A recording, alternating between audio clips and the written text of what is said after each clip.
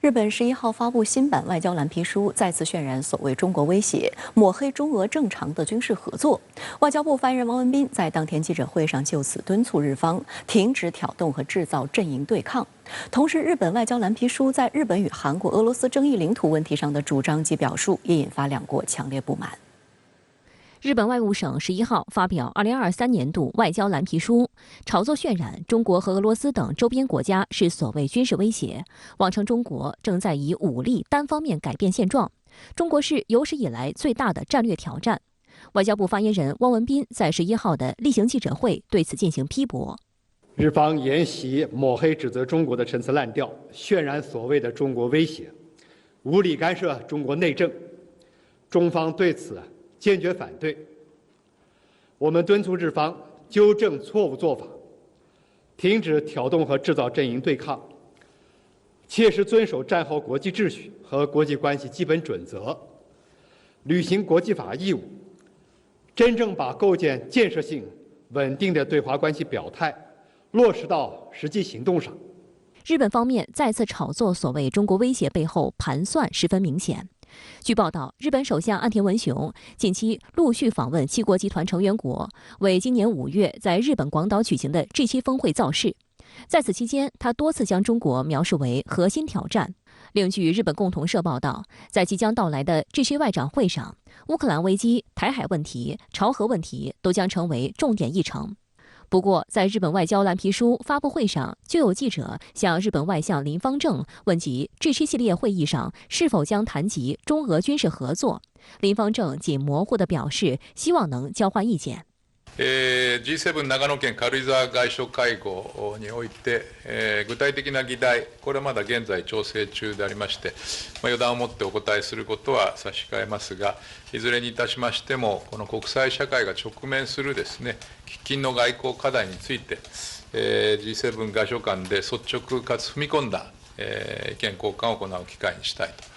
そういうふうに考えております。一般都是抹黑邻国的威胁，来渲染自己安全环境的一个严峻性。当然，今年这个时候，这个节点呢，发表这样一个蓝皮书呢，确实与他接下来的主场外交是有关系的。因为我们知道他下面有G7的外长会，5月发有他的G7的首脑峰会，所以他在这个时间点呢发表这样一个蓝皮书的话，舆论方面呢，他也能够达到一个很好的一个宣传的效果。日本的一个外交呢，它有一个就是日本一直觉得他自己是以维护自由开放的印太地区秩序来自居的，但如果我们反观他的一些做法的话，我们看到他的一贯思路确实是拉帮结派，甚至以邻为壑这样的一个战略思路。此版外交蓝皮书还在领土问题上再度使用争议性表述，同时惹怒了韩国和俄罗斯。对于俄罗斯有领土争议的南千岛群岛，日本称北方四岛，和与韩国有争议的独岛，日本称主岛这些争议岛屿，日方都声称这些是日本固有领土，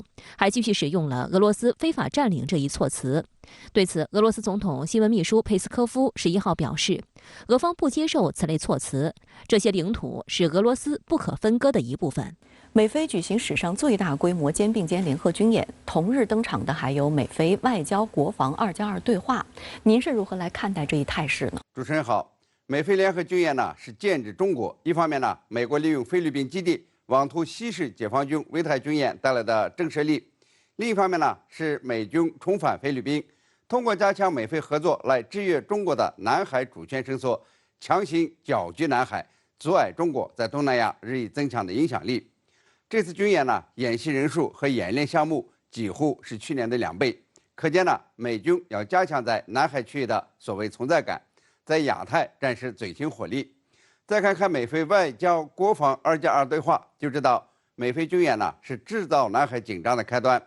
以往呢，美军在南海的活动搞所谓自由航行，穿越一下，然后呢，在解放军的驱力下离开。而美菲2+2框架下，菲律宾不仅允许美军驻扎，开放多个军事基地，而且呢，美菲同意优化共同防御能力及军事合作现代化，在未来5到10年内完成美国对菲律宾安全援助的规划蓝图。换句话说呢，就是美国将帮助菲律宾军事现代化，建立包括雷达、无人机系统、军用运输机以及沿海和防空系统的防御平台。我们都知道呀，美国呢要武装某个国家，那么这个国家呢，往往就是未来的战场。这是一个对南海和平、对中国和东南亚区域合作的不祥征兆。中非呢存在南海岛礁争端，而菲律宾呢将通过美军力量来回应所谓安全挑战，来维护所谓基于规则的国际秩序。美军呢或许站在菲律宾的背后，试图挑动军事冲突。前2天呢，美军第7舰队米利亚斯号导弹驱逐舰在南沙群岛附近的南海航行，并且呢进入美济礁12海里范围以内。美济礁呢是中国南沙群岛的一部分，上面呢有中国的设施，但是呢，美国的第7舰队张口就是谎言，说什么美济礁在国际法下不属于中国领土。这些就说明美军进入菲律宾将扰乱南海和平，对整个东南亚地区来说呢，构成了安全威胁。这是中国和东南亚各国都应该关注的，不能让美国毁了东南亚的融合发展和经济前景。中国外交部因此呢，对美菲2+2对话发表的联合声明表达严正关切和强烈不满。一呢是对美菲歪曲、抹黑中方正当合法的海上执法活动提出批评；二是呢提醒菲律宾等国不能一味的迎合域外势力，否则不仅无法维护自身安全，反而呢将加剧局势紧张，必将呢殃及自身。好的，也谢谢陈先生以上的分析，请您保持在线，我们稍后还会继续连线您，谢谢。